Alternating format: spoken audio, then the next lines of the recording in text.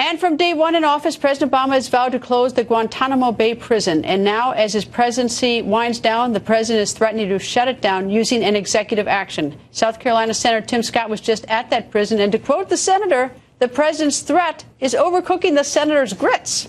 Senator Tim Scott goes on the record. Yes. Good evening, sir. Hey, Greta, good to be back with you. I'll tell you what, he is overcooking my grits because he is looking at fulfilling a campaign promise over our national security. And having been there, Guantanamo Bay, Gitmo, is the only location surrounded by water, deserts, and frankly, I will tell you that without any question, it is the safest location known to man for the enemy combatants, for our military who are guarding them, and for the public. There's no reason for us to have to even consider a domestic location.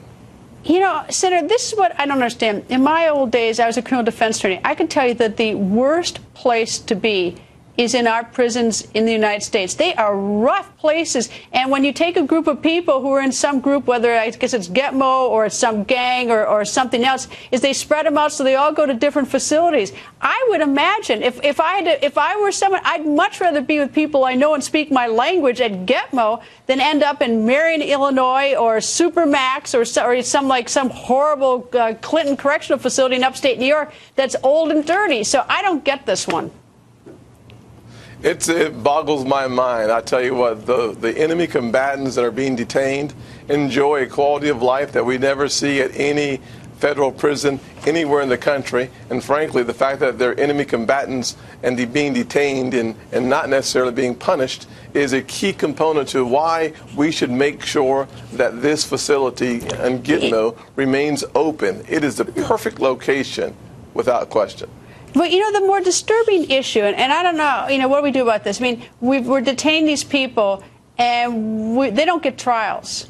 And we're just detaining them. I don't, you know, there's going to be some endpoint, I imagine. But President Obama isn't suggesting releasing them. He's suggesting moving them to these to the stateside prisons, right?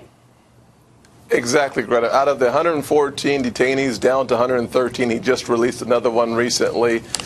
All the science and all the knowledge that I have about the information is that about half, around 50 to 54, will be permanently detained.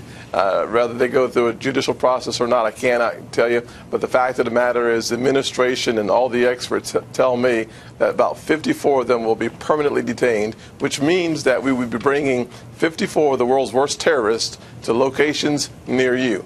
That's not good news. Senator, quick question. We have 10 seconds left. I'm not asking you who you're for, but if you were to guess tonight who the state of South Carolina would pick tonight to be the GOP nominee, because you're number 3 contest in this. Wow. What state? Which way is South Carolina going?